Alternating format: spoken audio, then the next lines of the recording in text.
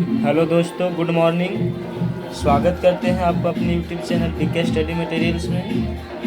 दोस्तों, पिछले वीडियो में आपको क्वेश्चन नंबर 69 तक यानी बता दिया गया था। चलिए, इस वीडियो में आपको क्वेश्चन नंबर हम 70 से शुरू करते हैं। चलिए, क्वेश्चन नंबर आपका 70 बोला है कि यदि किसी शंकु के वक्र पृष्ठ का क्षेत्रफल 880 सेंटीमीटर स्क्वायर और उसकी जो त्रिज्या है 14 सेंटीमीटर है, तो बोलता है इसका तिर्यक ऊंचाई बताइए। तो देखिए, शंकु का जो आपका वक्र पृष्ठ होता है वो सूत्र होता है पाई आर एल, है ना। और इसमें दिया हुआ है आपको 880। तो पाई का मान हम 22/7 रखें और त्रिज्या का वैल्यू कितना रखें 14 और गुना आपका एल बराबर 880। तो ये 7 से आपका कट जाता है, 14 2 मरते तो y दूनी हो जाएगा आपका कितना 44 एल बराबर 880। तो आप इसे एल लिखिएगा तो 880/44 यानी कि 44 दूनी 88 यानी कि 20 मरते में कट जाएगा। तो 70 का जो आपका हो जाएगा आंसर कितना 20 सेंटीमीटर। चलिए, इसके बाद आपका अगला प्रश्न है, यदि बिंदु 6-5 और दूसरा बिंदु है -2 11, कहता है इसको जोड़ने वाली रेखाखंड के मध्य बिंदु का जो नियामक है वो 2 और p है, तो p का वैल्यू क्या है। देखिए, मध्य बिंदु का नियामक के लिए x बराबर होता है आपका x1 + x2/2 और y नियामक के लिए चलता है y1 + y2 कितना 2। तो यहाँ पे जो मध्य बिंदु का इसका नियामक होगा उसमें बता दिया है x निर्देशांक 2 आएगा और जो y निर्देशांक उसको p मान लिया है। तो बोलो आप वही p का वैल्यू याद करिए। तो देखिए, यहाँ पे हम p के लिए लिख सकते हैं, यानी कि जो y निर्देशांक होता है y1 + y2 उसके स्थान पे p रखा है। तो -5 प्लस आपका कितना 11/2, तो 11 में से 5 घटाइएगा तो 6/2 यानी कि कितना 3। इसका जो y निर्देशांक होगा वो 3 होगा। तो इसके स्थान पर आपको ये p लिखा है, तो p का वैल्यू यहाँ पे कितना 3 है।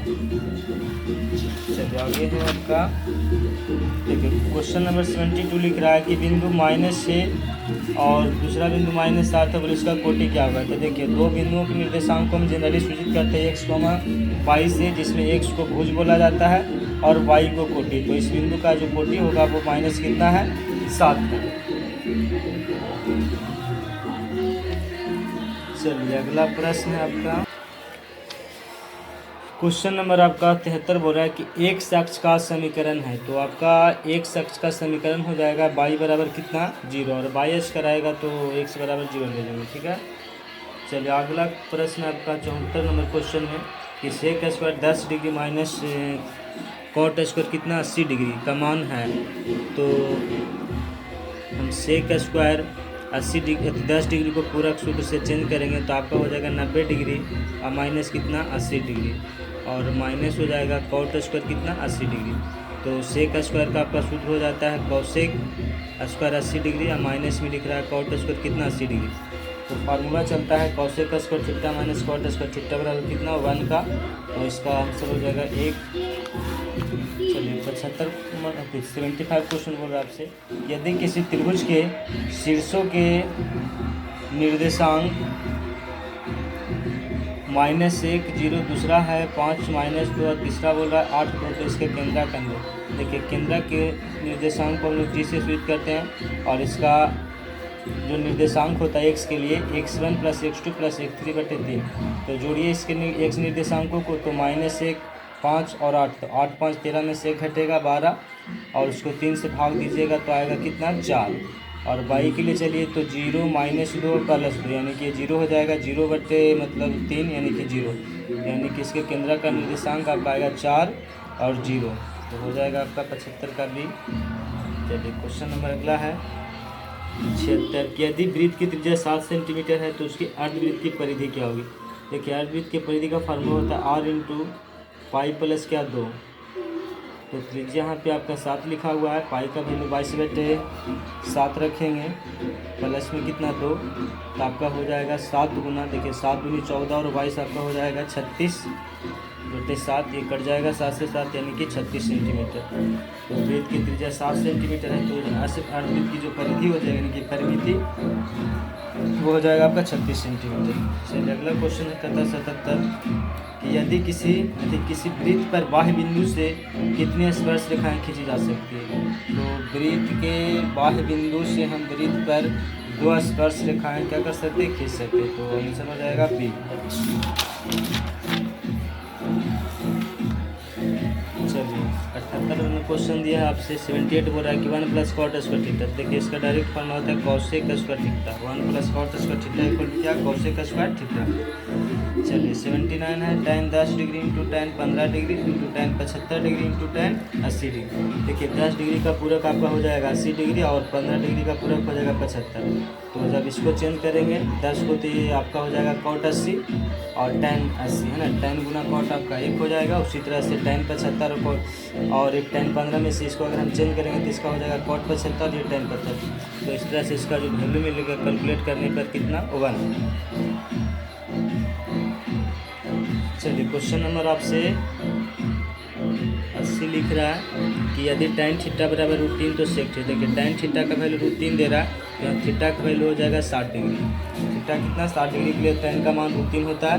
तो यदि हम यहाँ पे सेक 60 डिग्री की बात करें तो चूँकि ये कॉस का व्युत्क्रम है सेक, तो cos 60 डिग्री का वैल्यू आपका हो जाता है 1/2। तो यहाँ पे इसका अपोजिट करिएगा तो 2 हो जाएगा। तो इसका ऑप्शन हो जाएगा डी। चलिए 81 प्रश्न का रहा है क्वेश्चन नंबर 81 में, यदि 4, 5, 9, 11 और x का समांतर माध्य 7 है तो x का वैल्यू ज्ञात करिए। तो समांतर माध्य का सूत्र हो जाता है सही प्रेक्षणों का योग बटे कुल प्रेक्षणों की संख्या। तो 4 + 5 + 9 + 11 और प्लस में x बटे, गिन लीजिए 1, 2, 3, 4, 5 वो है आंकड़ा, तो 5 लिखेंगे। अब बराबर में आपसे बोल रहा है माध्य कितना, 7। तो जोड़ने पर देखिए 9, 5, 14 और 11 आपका हो जाएगा 25। जोड़ लीजिए 9, 1, 10, 5, 15 और 4, 19 के 9, बाकी आपका 1 रहा और ये 2, 29 प्लस x और ये गुना करेंगे 7 × 5 कितना, 35। तो इससे x निकलेगा 35 - 29 यानी कि 6। देखिए आपका ऑप्शन ए में है। 82 प्रश्न में लिखा हुआ है कि द्विघात समीकरण 4x² + 4x + 1 के मूलों की प्रकृति होगी। तो देखिए इसके लिए हम d निकालेंगे, b² माइनस क्या, 4ac।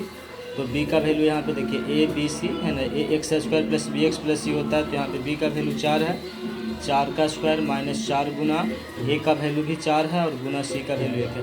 इससे हो जाएगा 16 माइनस कितना, 16 यानी कि 0। तो इसके जो मूल होंगे वास्तविक और समान यानी कि बराबर। तो ऑप्शन हो जाएगा इसका बी। चलिए 83 प्रश्न लिख रहा है यदि 3 अल्फा बराबर 90 डिग्री। देखिए 3 अल्फा 90 डिग्री, तो अल्फा डायरेक्टली हो जाएगा 90/3 यानी कि कितना, 30 डिग्री। चलिए तो 30 डिग्री के लिए साइन अल्फा बोला यानी कि साइन हम 30 डिग्री का वैल्यू रखें तो कितना, 1/2 होता है। चलिए क्वेश्चन नंबर 84 है sine 45 + theta minus cos 45 - theta. तो देखिए यहाँ पर ये दोनों कोण एक दूसरे के पूरक हैं, तो साइन को कन्वर्ट करिएगा पूरक सूत्र पे, तो कॉस 45 - थीटा हो जाएगा और इधर भी रहेगा कॉस 45 - थीटा। तो ये आपका कट करके हो जाएगा कितना, 0। चलिए रैखिक समीकरण में इतना क्या कहते हैं, हल है।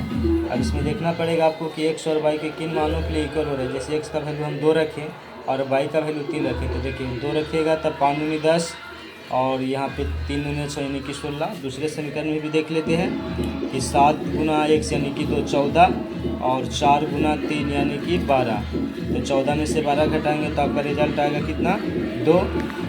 तो 85 का आपका पहला ऑप्शन ही सही है। इसको हल कर लीजिए, आपका x के बराबर 2 और y बराबर कितना आएगा, 3 आएगा। चलिए 86 प्रश्न में लिख रहा है कि त्रिभुज ABC और DE समरूप है और ABC का क्षेत्रफल दिया हुआ 36 और DF का क्षेत्रफल दिया 49। तो कहता है दोनों त्रिभुज की संगत भुजाओं का अनुपात। देखिए यहाँ पे क्षेत्रफल का अनुपात दिया हुआ है 36 और कितना, 49। तो भुजा निकालना है तो आप इसका जो कि संगत भुजा का वर्ग होता है, क्षेत्रफल का जो अनुपात होता है दो समरूप त्रिभुजों का, वो संगत भुजाओं के वर्ग के बराबर। तो जब संगत भुजा ज्ञात करना है तो इसका वर्गमूल निकालिए, यानी 36 के लिए 6 और 49 के लिए 7, जो कि 6:7, यानी कि बी ऑप्शन सही है इसमें। चलिए इधर का रहा है त्रिभुज एबीसी में डी समानांतर बीसी और AD बटे डी बराबर 3/5। यदि AC का वैल्यू बोलता है कितना हो 5.6 सेंटीमीटर हो तब AE का वैल्यू क्या है। देखिए इसके लिए थोड़ा सा आपको शॉर्ट कैलकुलेशन कर देते हैं। ABC और यहाँ पे हम रख देते हैं D, ताकि D समानांतर BC हो जाए, और यहाँ ये 3 है और D भी 5 है, और AC पूरा वैल्यू 5 कितना लिख रहा है 6 लिख रहा है। आपको याद करना है AE का वैल्यू। तो देखिए यहाँ पे हम लिख सकते इस तरह से AB बटे AD, AB बटे क्या AD। तो इधर भी आपको करना पड़ेगा, क्योंकि इधर हम बड़े भुजा रख रहे हैं, तो आपको पता होना चाहिए कि थेल्स प्रमेय में D समानांतर BC होता है, तो AD बटे D बराबर AE बटे क्या EC। और उसी के अनुरूप इधर हम जिस तरह से इधर का रेशियो रखेंगे, इधर का भी रेशियो उसी तरह से रखना होगा। तो देखिए पहला भुजा AB है, तो इधर होना चाहिए AC, दूसरा क्या है AD, तो यहाँ पे इसका हो जाएगा AE। तो AB का वैल्यू देख लीजिए, 3 और 5 को ऐड करेंगे तो कितना 8, और AD का वैल्यू हो जाएगा 3, और इधर हो जाएगा आपका 5.6 और A।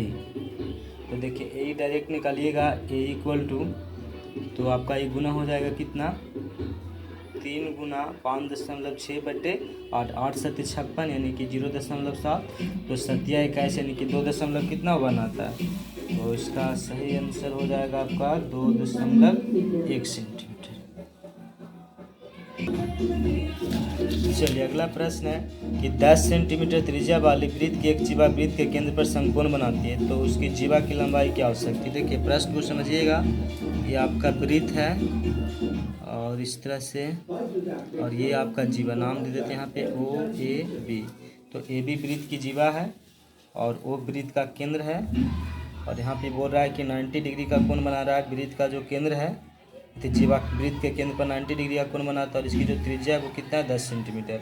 तो ध्यान दीजिएगा कि जब ये 90 डिग्री है तो त्रिभुज OAB जो होगा आपका एक समकोण त्रिभुज आएगा। तो यहाँ AB जो आपका है ना, एक प्रकार से क्या हो जाएगा कर्ण हो जाएगा।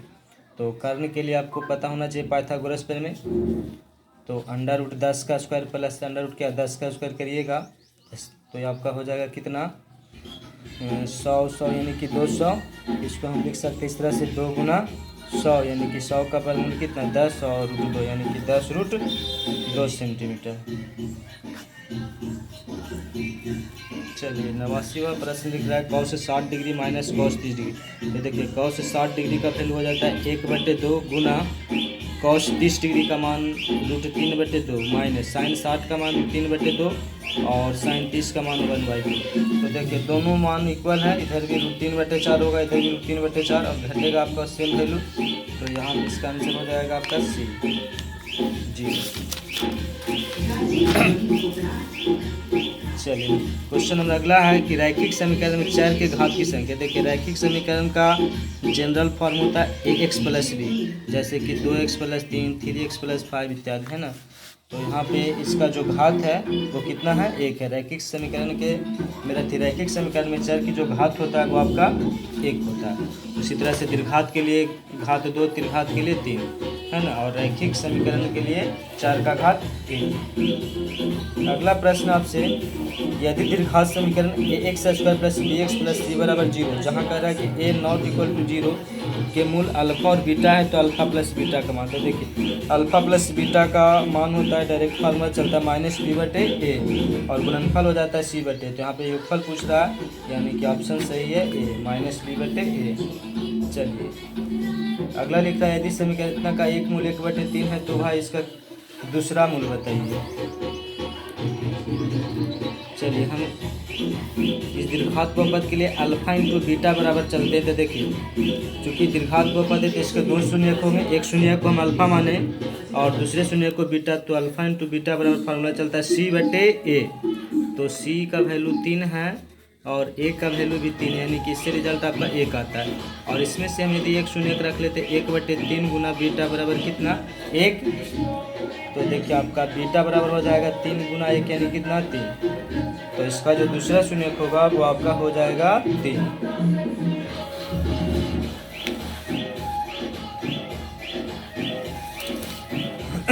चलिए अगला है क्वेश्चन 93।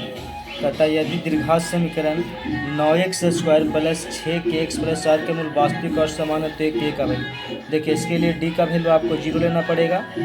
तो d यानी कि विवेचक b² माइनस 4ac यानी कि 4k का होल स्क्वायर माइनस 4 गुना 9 गुना 4 बराबर 0 है। 36k² बराबर आपको डायरेक्ट लिख रहा है 4 4 16 16 में कितना 44 है। डायरेक्ट इधर दाएं तरफ के तो प्लस 144 होगा। 36 और 44 यानी कि k² बराबर कितना 4। तो k का वैल्यू वर्गमूल निकालिएगा तो प्लस माइनस कितना 2 होगा, यानी कि 2 भी और माइनस 2 भी। तो ये राइट आंसर सी है 2 या -2।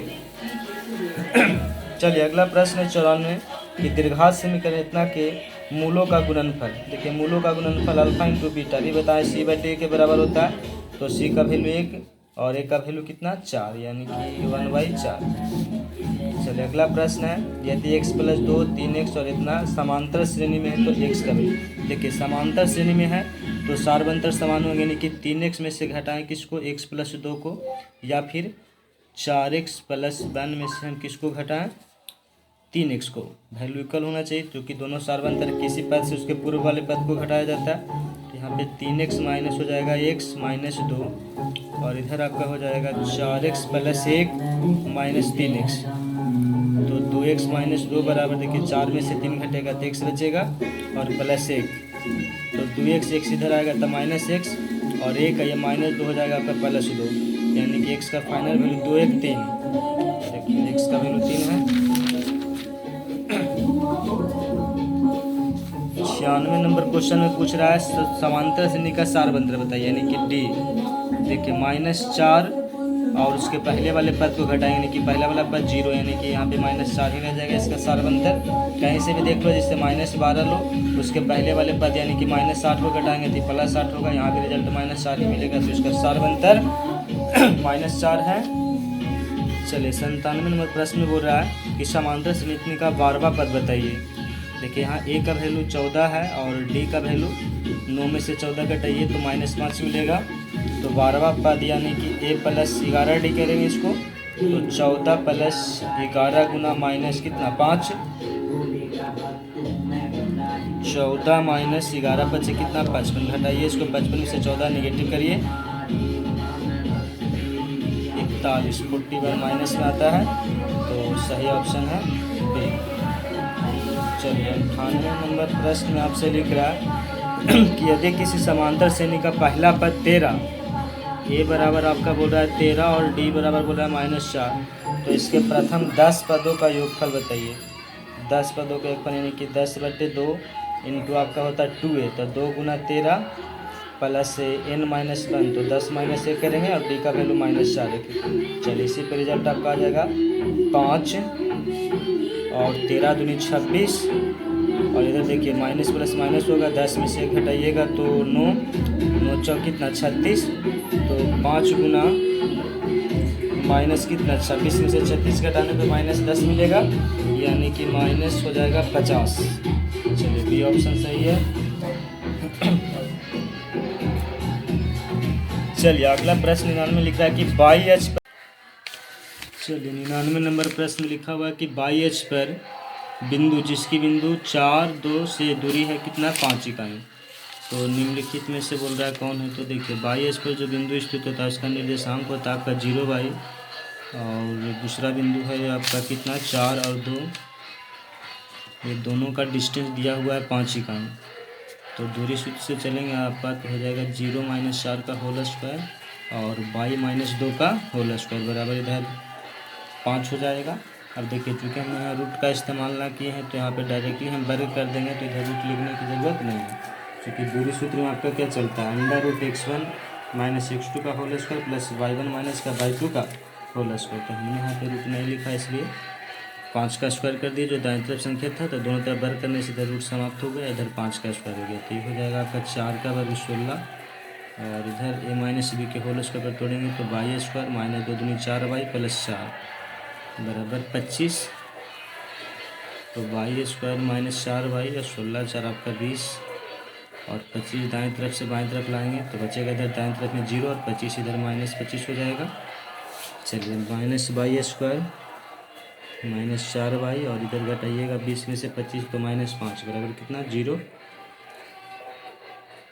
यहाँ पे इसको गुणनखंड करिए, माइनस 5y और प्लस y हो जाएगा, और माइनस 5 बराबर कितना 0, क्योंकि माइनस 5 गुना प्लस 1 माइनस कितना आ जाएगा 5 और घटाइएगा तो आपका माइनस 4 मिलेगा। कॉमन करने पर y इंटू वाई माइनस 5, इधर 1 कॉमन होगा तो y माइनस 5 बराबर 0, यानी कि एक गुणनखंड y प्लस 1 और एक दूसरा गुणनखंड y माइनस 5 बराबर कितना 0। चलिए तो इससे y बराबर माइनस 1 और कितना मिलेगा 5 मिलेगा, तो इसका जो निर्देशांक हो जाएगा 0 और कितना माइनस 1 होगा, या फिर 0 और क्या हो सकता है 5 हो सकता है। तो देखिए आपके ऑप्शन में 5 वाले तो कहीं पे ऑप्शन नहीं है, गलती लिख दिए हैं 0y है ना, तो यानी कि x का, तो y का जो वैल्यू आपका मिला है कितना है, y का वैल्यू आपका मिला है माइनस 1 और एक कितना 5 मिला है, तो निर्देशांक जो होगा 0y कहने का मतलब 0x का वैल्यू हो जाएगा।